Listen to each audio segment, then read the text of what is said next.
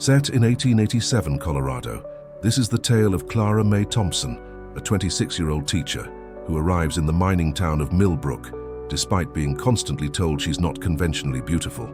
There she meets Samuel Carter, a widowed blacksmith with a young daughter, who sees past society's shallow judgments to recognize Clara's true worth and kindness. Chapter 1 introduces Clara's arrival in Millbrook, establishing the period setting and cultural context of the American West. It shows her immediate challenges with townspeople's judgmental attitudes while introducing key characters: the stern Mrs. Whitman, the kind Hendersons, young Lucy Carter, and her father Samuel, who shows Clara the first genuine kindness she's received. The morning sun cast long shadows across the dusty main street of Millbrook, Colorado, as the stagecoach rolled to a stop in front of Henderson's General Store. The year was 1887, and the small mining town was still finding its footing after the silver boom had brought an influx of hopeful prospectors and their families. Among the passengers stepping down from the weathered coach was a young woman in her mid-20s, clutching a worn leather satchel and looking around with a mixture of nervousness and determination. Clara Mae Thompson adjusted her simple brown traveling dress and straightened her shoulders as she took in her new surroundings. The town was smaller than she had imagined, barely more than a single main street lined with wooden buildings, their paint already fading under the harsh Colorado sun. Behind the modest structures, the Rocky Mountains rose majestically, their peaks still capped with snow despite the late spring warmth. The townspeople had already begun to gather, curious about the newcomers. Clara could feel their eyes upon her, and she was acutely aware of the whispers that seemed to follow wherever she went. She had grown accustomed to such scrutiny throughout her 26 years, having been reminded countless times that her features were not what society deemed beautiful. Her smile, which curved slightly more to the left than the right, had been called crooked since childhood. Her eyes, a warm brown but admittedly smaller than the wide doe-like eyes that were fashionable, had been the subject of unkind comments from classmates and even well-meaning relatives. "You must be Miss Thompson," came a voice from behind her. Clara turned to see a middle-aged woman approaching, her graying hair pinned back severely, and her expression neither welcoming nor hostile, merely appraising. "I'm Mrs. Eleanor Whitman, head of the Millbrook School Board. We've been expecting you." "Yes, ma'am," Clara replied, offering her characteristic lopsided smile. "I'm grateful for the opportunity to teach here. I brought my credentials and references as requested." Mrs. Whitman's gaze lingered on Clara's face for a moment longer than was comfortable. "I see.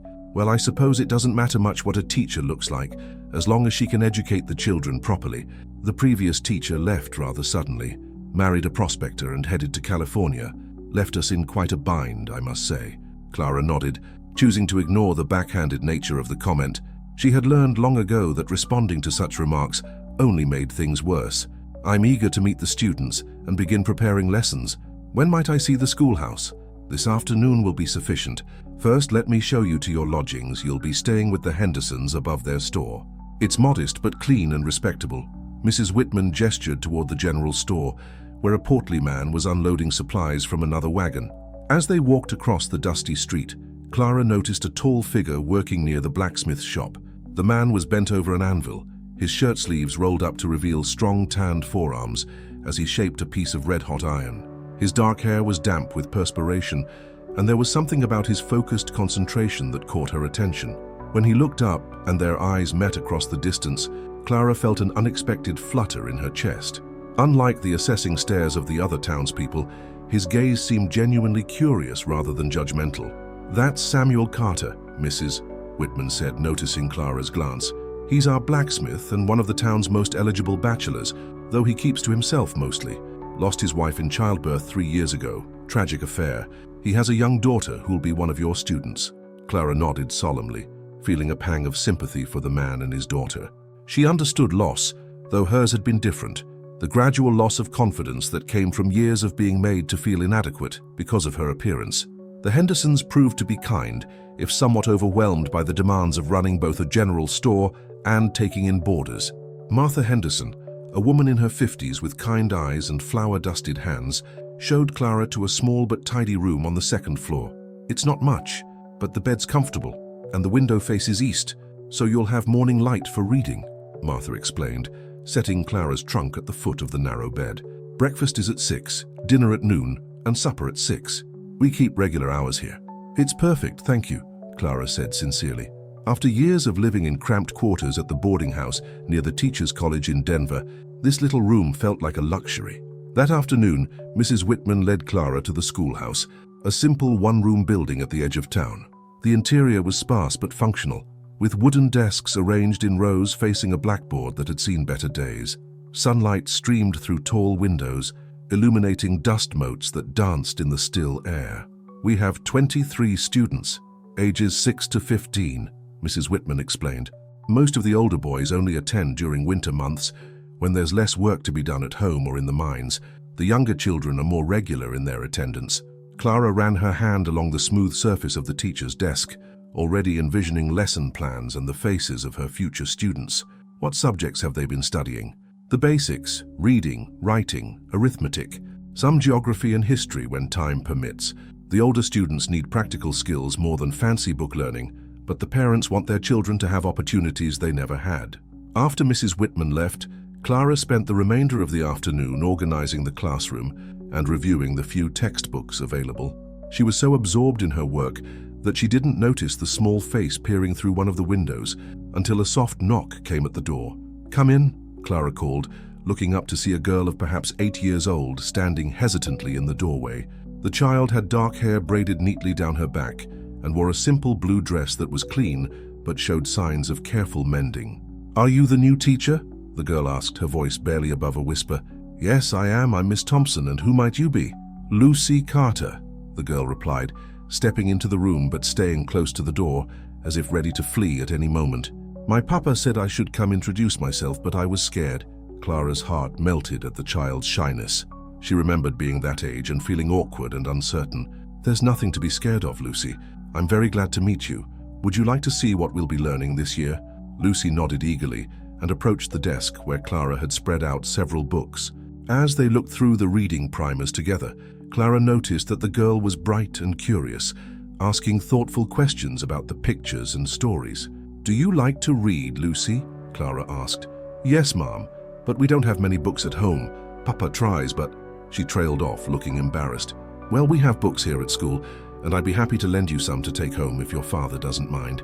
Lucy's face lit up with genuine excitement, the first truly warm reception Clara had received since arriving in Millbrook. "Really? Papa loves stories, but he's too tired most evenings to read to me. He works very hard at the blacksmith shop. I'm sure he does. Hard work is something to be proud of."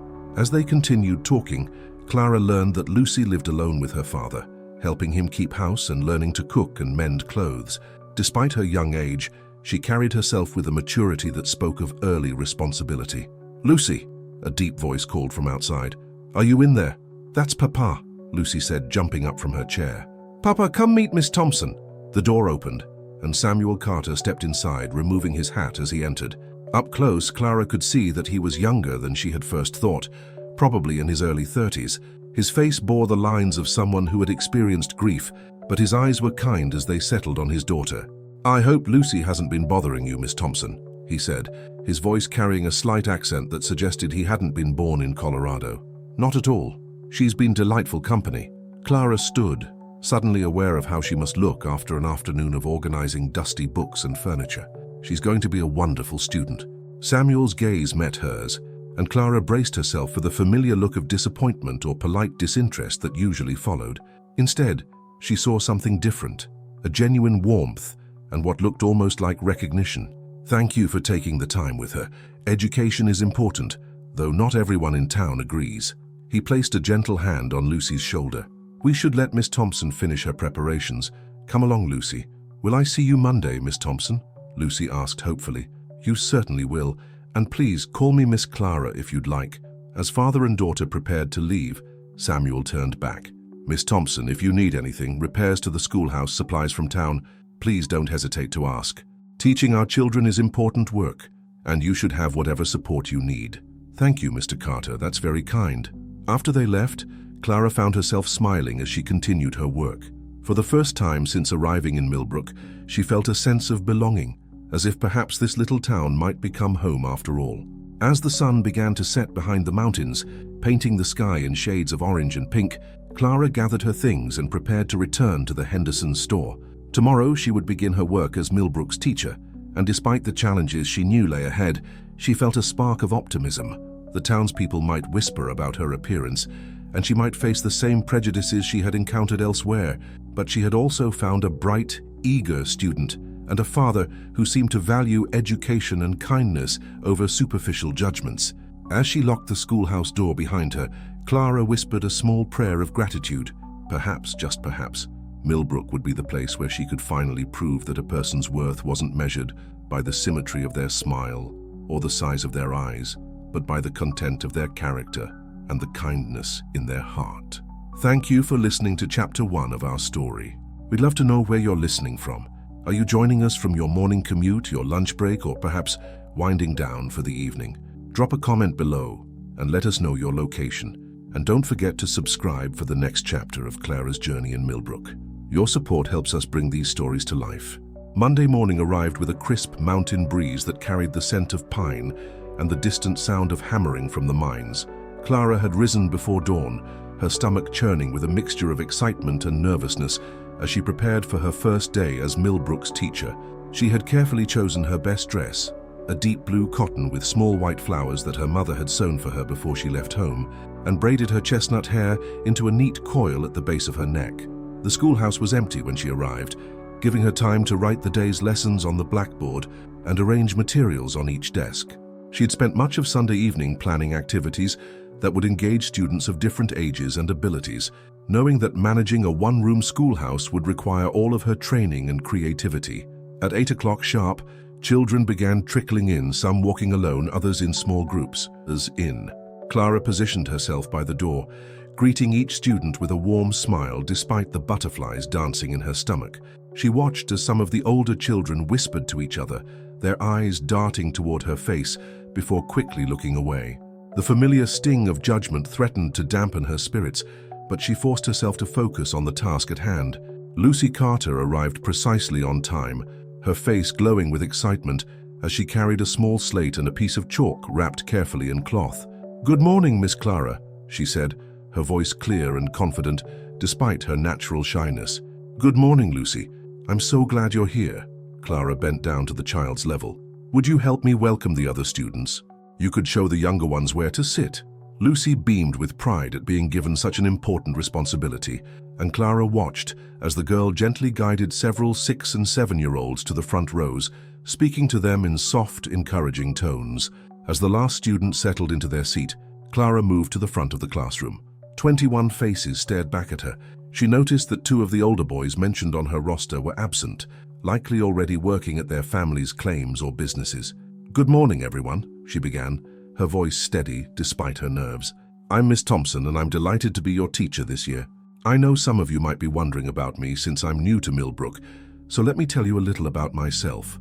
She spoke of her childhood in Kansas, her love of books and learning, and her excitement about living in the beautiful Colorado mountains.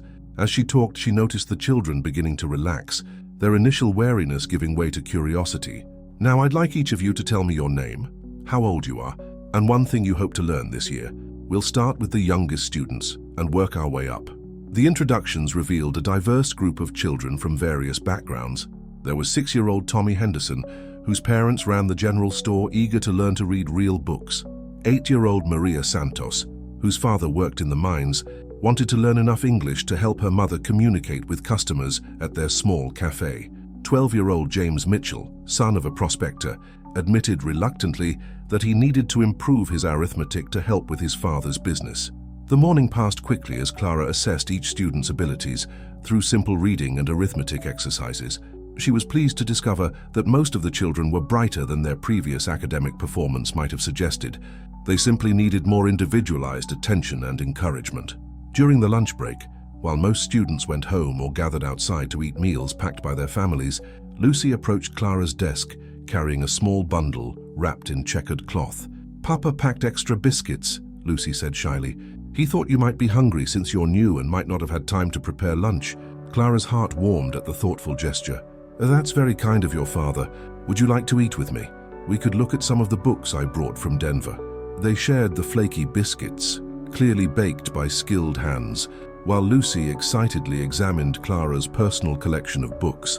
The girl's enthusiasm for learning was infectious, and Clara found herself genuinely enjoying the child's company. Miss Clara, Lucy said hesitantly as they looked through a volume of fairy tales, some of the other children were saying things about how you look different. Clara's stomach tightened, but she kept her expression calm. What kind of things, Lucy? They said your smile was crooked and your eyes were too small. Lucy's voice dropped to a whisper, as if she were sharing a terrible secret. But I don't think that's true. I think you have a nice face. It's kind, like Mama's was before she went to heaven. The simple, honest words hit Clara harder than any cruel comment ever had. She had to blink back sudden tears as she looked into Lucy's earnest face. Thank you, Lucy. That means more to me than you know. Clara reached over and gently squeezed the girl's hand. Sometimes people say unkind things when they don't know someone very well. What matters most is how we treat each other, not what we look like. That's what Papa says too. He says people are like books. You can't know what's inside just by looking at the cover. Clara smiled at the wisdom in Samuel Carter's analogy. Your father sounds like a very smart man. The afternoon sessions went even better than the morning. Clara had organized the students into groups based on ability rather than age, allowing her to provide more targeted instruction. She watched with satisfaction as the older students helped younger ones with reading exercises, and shy children began to participate more actively in discussions. As the school day ended and students began gathering their belongings, Clara announced, "Before you leave, I want you to know that I'll be here every day before school starts and for a short time afterward if anyone needs extra help with their lessons. Learning is important and I want each of you to succeed." Several students lingered after dismissal, asking questions about assignments or simply chatting about their families and interests. Clara was encouraged by their enthusiasm and realized that despite some initial reservations, most of the children seemed willing to give her a chance. Lucy was the last to leave, waiting until the other students had gone before approaching Clara's desk again. "Miss Clara, would you like to walk with me? Papa's shop is on your way back to Henderson's store." "I'd like that very much, Lucy." They walked together through the dusty streets, Lucy chattering about her favorite subjects and asking questions about Clara's life before Millbrook. As they approached the blacksmith shop, Clara could hear the rhythmic sound of hammer on anvil and could see Samuel working at his forge, his concentration complete as he shaped a horseshoe. "Papa!" Lucy called out as they entered the shop. "Miss Clara walked with me." Samuel looked up, his face breaking into a genuine smile when he saw them. He set down his hammer and wiped his hands on a leather apron before approaching. "How was your first day, Miss Thompson?" he asked, and Clara was struck again by the kindness in his voice. "It went very well, thank you. Lucy was wonderful. She helped me welcome the other students this morning. I'm not surprised. She has her mother's gift for making others feel comfortable." Samuel's expression grew soft as he looked at his daughter with obvious pride. "Papa, Miss Clara has the most beautiful books, and she's going to let me borrow some to read at home." Lucy's excitement bubbled over. "That's very generous of you, Miss Thompson," Samuel said. "Lucy does love to read. I try to find books when I can, but they're not easy to come by out here. I have more than I can use, and I believe books should be shared," Clara replied. "Lucy is clearly a bright student. She should have all the reading material she can handle." As they talked, Clara noticed that Samuel never once seemed to focus on her physical appearance with the critical eye she had grown accustomed to. Instead, he asked thoughtful questions about her teaching methods and seemed genuinely interested in her plans for the school. "Miss Thompson," he said, as she prepared to continue on to her lodgings, "I want you to know that if you need anything, supplies, repairs, or even just someone to talk to about the challenges of living in a small town, please don't hesitate to ask. Teachers are important to a community's future, and good teachers should be supported. Thank you, Mr. Carter. Your kindness means a great deal to me." As Clara walked the final blocks to Henderson's store, she reflected on her first day.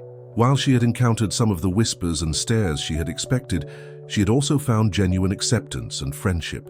Lucy's innocent wisdom and Samuel's respectful kindness had given her hope that perhaps in Millbrook she might finally find a place where she could be valued for who she was, rather than judged for how she looked. That evening, as she prepared lessons for the next day by lamplight, Clara felt a sense of purpose and belonging that had eluded her for years.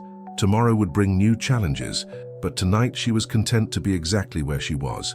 3 weeks had passed since Clara began teaching in Millbrook, and she had settled into a comfortable routine. Her students were making remarkable progress, and even some of the initially skeptical parents had begun to express appreciation for her methods. The early October air carried a crisp promise of winter, and the aspens on the mountainsides had burst into brilliant gold, creating a breathtaking backdrop for the small mining town. Clara was reviewing arithmetic problems at her desk after school when she heard rapid footsteps on the wooden porch outside. The door burst open, and Tommy Henderson rushed in, his face flushed with excitement and worry. "Miss Clara, Mama sent me to fetch you quick. There's been an accident at the Millfield mine, and they're bringing injured men to town. Mama says since you've got book learning, maybe you could help Doc Patterson." Clara's heart immediately began racing. She had basic knowledge of first aid from her teacher training, but nothing that would prepare her for serious mining injuries. Still, she couldn't refuse to help when people were hurt. "Of course, Tommy. Let me gather some things." She quickly collected clean cloths from her supplies and the small bottle of carbolic acid she kept for cleaning cuts and scrapes. "Is it very bad?" "Don't know yet, Miss Clara. They're bringing the men in wagons now. Papa says it was a cave-in in the deep shaft." They hurried through town together, Tommy's short legs working hard to keep pace with Clara's determined stride. As they approached the main street, Clara could see a crowd gathering outside Doc Patterson's office, their faces etched with concern. The sound of approaching wagons grew louder, and soon she could see the first of them cresting the hill at the edge of town. Martha Henderson spotted Clara and rushed over. "Oh, thank goodness you're here, dear. Doc Patterson's hands aren't as steady as they used to be, and with multiple injuries..." She trailed off, but her meaning was clear. The first wagon arrived carrying 2 men, one unconscious and bleeding from a head wound, the other clutching his arm at an unnatural angle. Clara's stomach lurched, but she forced herself to remain calm as she approached. "What can I do to help?" she asked Doc Patterson, an elderly man whose medical training dated back to his service in the Civil War. "If you can clean and dress the minor wounds, I'll handle the serious injuries," he replied, his voice tense with concentration. "That young fellow there, Samuel Carter, he's got cuts and bruises, but nothing life-threatening. Could you tend to him while I see to Morrison's head wound?" Clara's eyes immediately found Samuel among the injured men. He was sitting on the edge of the second wagon, his shirt torn and bloody, a deep gash across his left forearm. His face was pale but alert, and when their eyes met, she saw both pain and something else, perhaps embarrassment at needing help. "Mr. Carter," she said softly, approaching with her supplies, "let me take a look at that arm. It's not as bad as it looks, Miss Thompson. You should help the others first."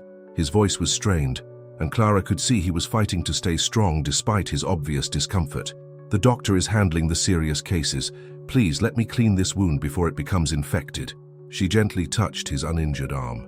"Lucy needs her father healthy." At the mention of his daughter, Samuel's resistance crumbled. "She doesn't know yet, does she? About the accident?" "I don't believe so. The children were dismissed hours ago."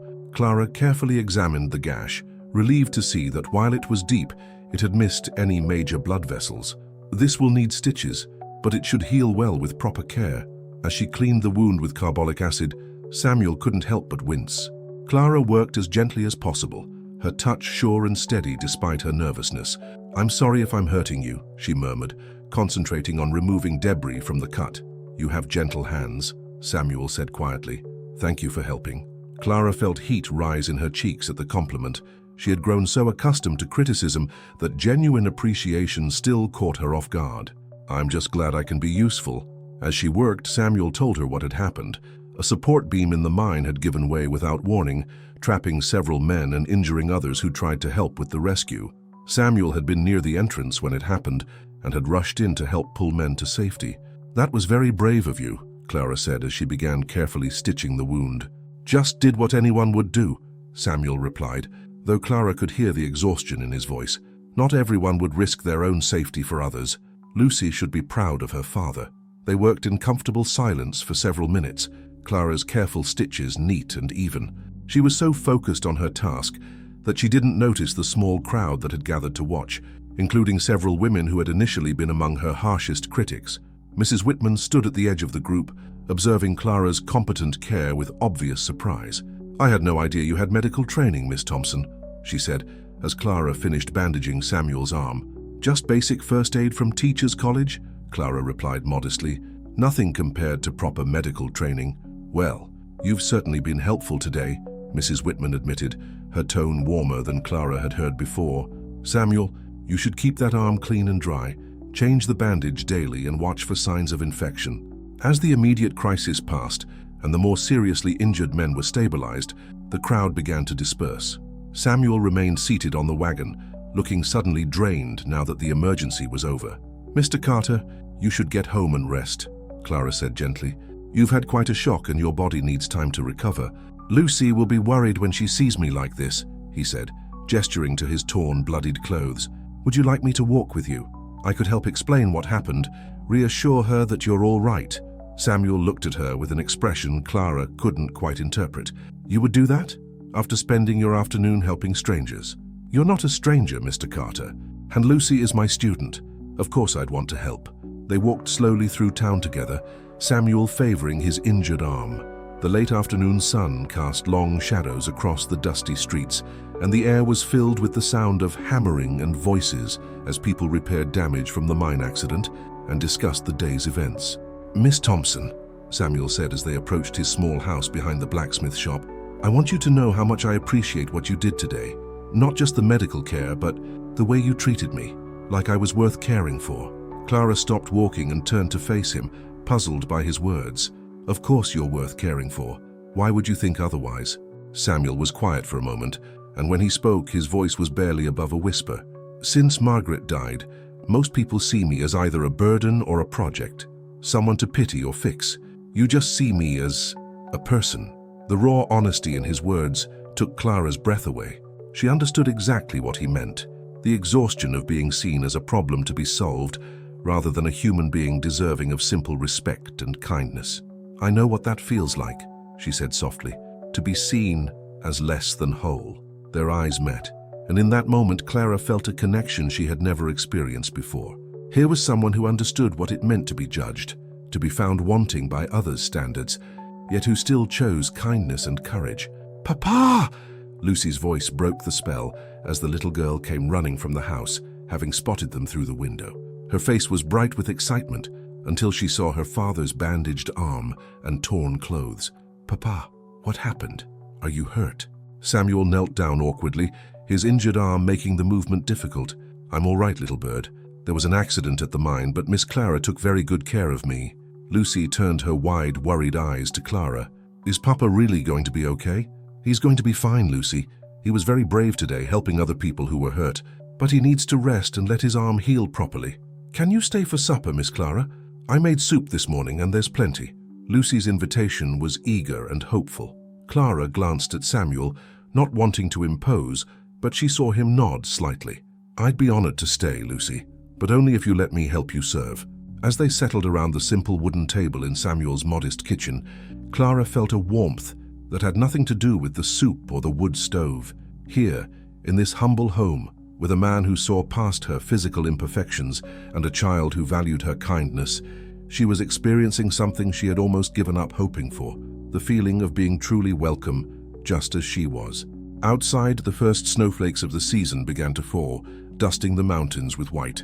Winter was coming to Millbrook, but inside the Carter home, Clara felt nothing but warmth and the growing certainty that perhaps, after all her years of searching, she had finally found where she belonged.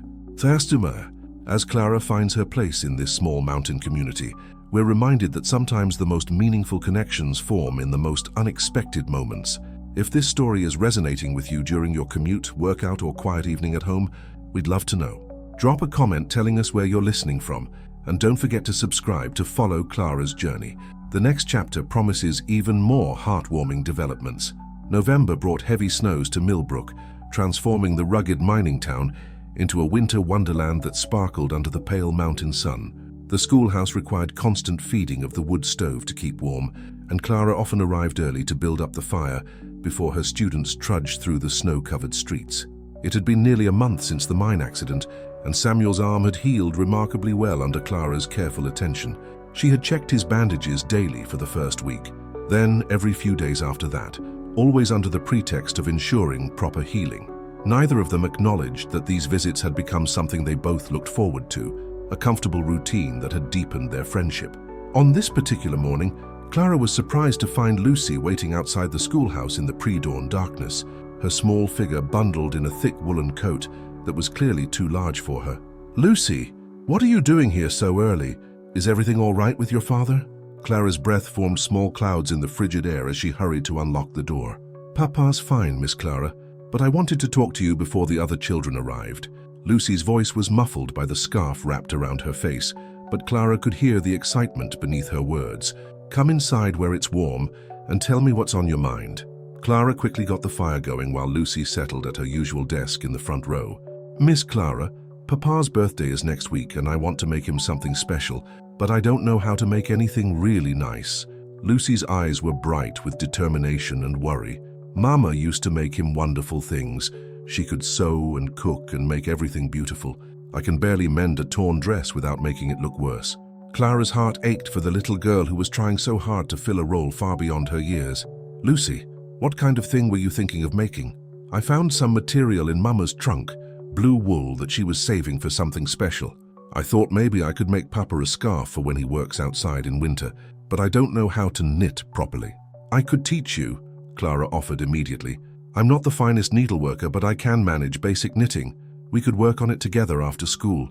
Lucy's face lit up like Christmas morning. "Really? You would help me? Even though it might take a long time?" "Of course, Lucy, it would be my pleasure." Clara paused, then added gently, "But you know, your father doesn't need a perfect scarf to know how much you love him. He sees that every day in how you take care of the house and help him with his work." "I know, but I want to give him something that shows I'm learning to be more like Mama was." The wistful longing in Lucy's voice brought tears to Clara's eyes. She understood the child's desire to honor her mother's memory while trying to become someone worthy of her father's love. "Your mother would be very proud of the young lady you're becoming," Clara said softly. "And your father already thinks you're perfect just as you are." Over the next several days, Clara and Lucy worked together during lunch breaks and after school, their heads bent over the blue wool as Clara taught Lucy the basic stitches. The child was a quick learner, and though her first attempts were uneven, her determination was admirable. "Miss Clara," Lucy said one afternoon as they worked, "can I ask you something personal?" "Of course, dear. Do you ever get lonely? Living at Henderson's by yourself, I mean." The question caught Clara off guard. She had grown so accustomed to solitude that she rarely examined her own feelings about it anymore. "Sometimes," she admitted, "but I have my students and I've made friends here in Millbrook, like you and your father. Papa gets lonely too, especially in the evenings. He tries to hide it, but I can tell." Lucy's stitches had slowed as she concentrated on her words. "He talks to Mama's picture sometimes when he thinks I'm asleep." Clara felt her chest tighten at the image of Samuel alone in the darkness, sharing his thoughts with a photograph. "That must be hard for both of you." "I think he's scared," Lucy continued, her voice dropping to a whisper. "Scared that if he cares about someone new, it means he didn't love Mama enough. But that's silly, isn't it? Hearts can hold more than one person." The wisdom in Lucy's words astounded Clara. This 8-year-old child understood something about love and loss that many adults never grasped. "That's very wise, Lucy. Hearts are bigger than most people realize." "Miss Clara, do you think you'll stay in Millbrook forever?" The question hung in the air between them. Clara had been asking herself the same thing lately, especially during the quiet evenings when she found herself thinking about Samuel's gentle smile and the way he treated her with such genuine respect. "I hope so," Clara answered honestly. "This feels more like home than anywhere I've ever lived." On the Friday before Samuel's birthday, Lucy finished the scarf. It wasn't perfect. The stitches were uneven in places, and one end was slightly wider than the other, but it was beautiful in its heartfelt imperfection. "He's going to love it, Lucy," Clara assured her as they wrapped it carefully in brown paper. "You put so much love into every stitch." That evening, Clara was surprised by a knock at her door at Henderson's store. Martha Henderson called up the stairs that she had a visitor, and Clara found Samuel waiting in the store below, his hat in his hands and snow dusting his dark hair. "I hope I'm not disturbing you, Miss Thompson," he said, his breath still visible in the cold air. "I wanted to ask you something." "Not at all. Would you like to come upstairs? I have a small sitting area and we could have some tea." Samuel nodded gratefully, and they climbed the narrow stairs to Clara's modest quarters. She quickly put the kettle on the small stove and gestured for him to take the room's single comfortable chair while she perched on the edge of her bed. "Lucy tells me you've been helping her with a special project," Samuel began, accepting the cup of tea she offered. "She's been working very hard on something for your birthday. She wanted it to be a surprise." "I'm grateful for your kindness to her, Miss Thompson. More grateful than I can express."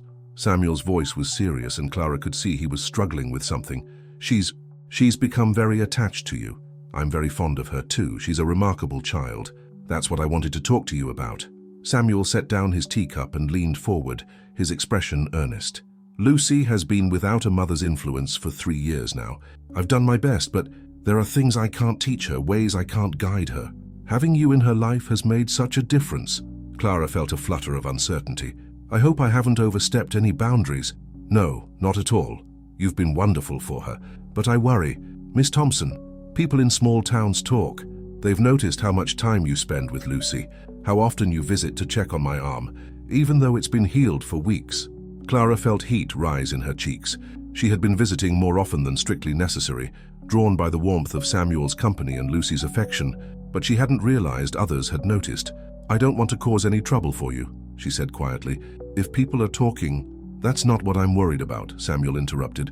"I'm worried about Lucy getting too attached if your situation here isn't permanent, if you decide to move on to a bigger town, or if someone comes along who can offer you more than Millbrook can." Clara looked into Samuel's eyes and saw not just concern for his daughter, but something deeper, a fear of loss that went beyond parental worry. "Mr. Carter," she said softly, "I told Lucy this afternoon that Millbrook feels more like home than anywhere I've ever lived. I meant that. I'm not looking to leave. And if someone else comes along, someone who could give you a better life than a small mining town can offer." Clara studied his face, seeing the vulnerability he was trying to hide. "What exactly are you asking me, Mr. Carter?" Samuel was quiet for a long moment, staring into his teacup. When he finally looked up, his eyes held a mixture of hope and fear. "I'm asking if there's any chance that you might consider, that is, if you would ever be interested in becoming a permanent part of our family." The words hung in the air between them, and Clara felt her heart begin to race. Was Samuel Carter this kind gentleman, who had shown her more respect and consideration than anyone else ever had, asking what she thought he was asking? "I know I don't have much to offer," he continued quickly, as if her silence meant rejection. "Just a small house, a simple life, and a little girl who already loves you like a mother. But if there's any chance—" "Samuel," Clara said softly, using his first name for the first time, "are you asking me to marry you?" He met her eyes directly, and she saw the answer before he spoke. "Yes, Miss Thompson, I am." Clara stared at Samuel for what felt like an eternity, her mind reeling from his proposal. The small room suddenly felt impossibly intimate, with only the gentle hiss of the kettle and the wind outside breaking the silence.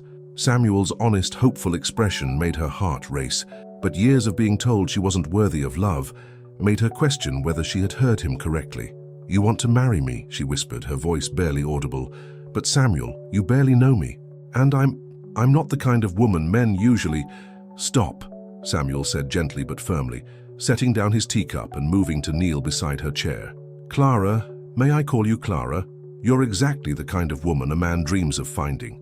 You're kind, intelligent, patient with children, brave in a crisis, and you have the most beautiful heart I've ever encountered." "But my face," Clara began, her hand instinctively moving to touch her cheek. "Your face is lovely because it belongs to you," Samuel said, his voice earnest. "When I look at you, I see someone who lights up when she talks about books, who stayed after a long day to help injured strangers, who spends her own time teaching my daughter to knit. I see someone who makes Lucy laugh and who's given her hope for the future. That's what makes you beautiful, Clara. Not the size of your eyes or the shape of your smile, but who you are." Tears spilled down Clara's cheeks as she absorbed his words. No one had ever spoken to her this way, with such genuine appreciation for her character, rather than apologies for her appearance. "I know this is sudden," Samuel continued, reaching for her hands. "We could have a long courtship if you prefer. I needed you to know how I feel. These past weeks, watching you with Lucy, talking with you, seeing how you've made our lives brighter. I can't imagine going back to the way things were before you came." Clara looked into his eyes and saw only sincerity and tenderness. "Samuel, I care for you deeply, more than I thought possible, and Lucy, I love that little girl as if she were my own daughter." "Then what's holding you back?" Clara took a shaky breath. "I'm scared. What if I'm not enough? What if I can't fill the place Margaret left in your hearts? What if the town never truly accepts me as your wife?" Samuel squeezed her hands gently. "Margaret will always have a place in our hearts, but that doesn't mean there isn't room for new love. As for the town, anyone who matters has already seen your worth. The rest will come around." "I need time to think," Clara said finally. "This is the most important decision of my life, and I want to be certain I can give you and Lucy everything you deserve." Samuel nodded, though she could see the disappointment he was trying to hide. "Of course, Take all the time you need, just please don't let fear make the decision for you. After Samuel left, Clara spent a sleepless night pacing her small room, her mind churning with possibilities and doubts. By morning, she had made her decision, but she wanted to discuss it with Lucy first. Saturday brought a break in the snowfall, and Clara invited Lucy to go for a walk around town. They bundled up warmly and set out, their boots crunching in the fresh snow. "Lucy," Clara began as they walked past the church, "how would you feel if I became a permanent part of your family, not just as your teacher, but as your father's wife?" Lucy stopped walking so abruptly that Clara nearly ran into her. The child's eyes were enormous as she stared up at Clara. "Do you mean it? Really and truly? Papa asked you to marry him." "He did, but I want to know how you feel about it. Your opinion matters very much to me." Lucy launched herself into Clara's arms with such force that they both nearly tumbled into a snowbank. "Oh, Miss Clara, I've been hoping and hoping, but I didn't dare ask. You would really be my mama?" "If you'll have me," Clara said, her heart swelling with love for this precious child. "I love you so much already," Lucy said, her voice muffled against Clara's coat. "And Papa's been so much happier since you came. He smiles again, really smiles, and he hums when he works. He hasn't done that since before Mama died." "Then you think I should say yes?" "Yes, yes, yes!" Lucy danced around in the snow, her joy infectious. "When will you tell him? Can we have a party? Will you live in our house? Can I still call you Miss Clara sometimes?" Clara laughed at the barrage of questions. "I'll tell him today. We can discuss the rest later." That afternoon, Clara walked to the blacksmith shop with nervous butterflies dancing in her stomach. She found Samuel working at his forge, the orange glow of the fire casting warm light across his concentrated features. When he looked up and saw her, his expression was carefully neutral, clearly preparing himself for disappointment. "Samuel," she said without preamble, "my answer is yes." The hammer slipped from his hands and clattered to the floor as his face transformed with joy and disbelief. "Yes? You'll marry me?" "Yes, I'll marry you. I love you, Samuel Carter, and I love Lucy, and I can't imagine my life without both of you in it." Samuel crossed the space between them in 3 long strides and swept her into his arms, spinning her around despite the cramped quarters of the shop. When he set her down, his eyes were bright with unshed tears. "You've made me the happiest man in Colorado," he said, cradling her face in his work-roughened hands. "I promise you'll never regret this decision." "I know I won't," Clara said softly. "But Samuel, I need you to promise me something. Anything. Promise me you'll be patient while I learn to be a wife and mother. I've never had either role before, and I'm bound to make mistakes." "We'll learn together," Samuel assured her. "Margaret and I figured it out as we went along too. Nobody knows how to be married when they start." Their private celebration was interrupted by Lucy bursting through the shop door, her cheeks pink from cold and excitement. "Papa, Miss Clara said yes, didn't she?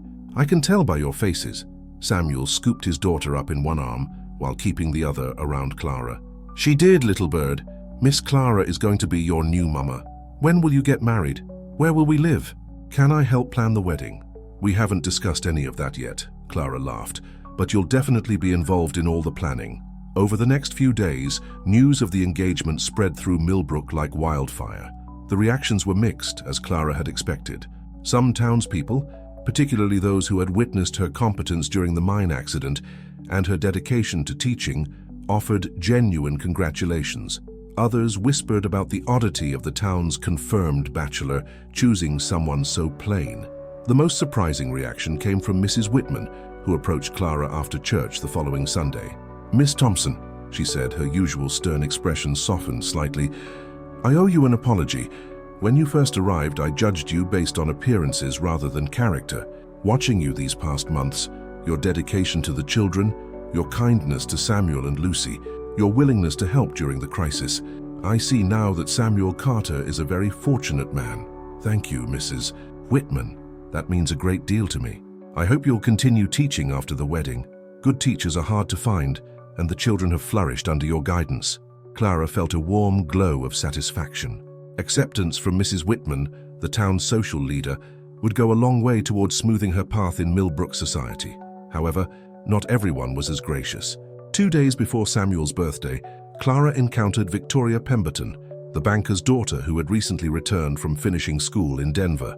Victoria was everything Clara was not: tall, elegant, with perfectly symmetrical features and golden hair that seemed to catch the light. "So it's true then. Victoria said, blocking Clara's path as she left Henderson's store. "You're really going to marry Samuel Carter?" "Yes, it's true," Clara replied evenly, refusing to be intimidated. "I find it quite surprising. Samuel could have his pick of women, and he chooses—" Victoria's gaze swept over Clara dismissively. "Well, I suppose some men prefer practicality over beauty." Clara felt the familiar sting of such comments, but Samuel's words echoed in her mind. "Your face is lovely because it belongs to you." She straightened her shoulders and met Victoria's gaze directly. "Samuel is choosing love, Miss Pemberton. I imagine that's difficult for some people to understand." Victoria's perfect features twisted with spite. "We'll see how long that lasts. Men have been known to change their minds when they realize what they've settled for." As Victoria swept away, Clara felt a chill that had nothing to do with the winter weather. The encounter reminded her that not everyone in Millbrook would welcome her marriage to Samuel, and that she would need to prove herself worthy not just to her husband and daughter, but to a community that still saw her as an outsider. But as she watched Lucy and Samuel through the blacksmith shop window, working together to wrap her birthday gift, Clara felt her resolve strengthen. She had found her family, her home, and her purpose. Whatever challenges lay ahead, she would face them with the same determination that had brought her this far. First TV sound love has triumphed, but as we all know, the path to happiness is rarely smooth. Victoria's cruel words remind us that Clara's journey isn't over yet. Whether you're listening while commuting, doing chores, or relaxing at the end of your day, we hope you're as invested in Clara's happiness as we are. Let us know in the comments where you're tuning in from, and don't forget to subscribe for the final chapter. Will Clara and Samuel's love story have the ending they deserve?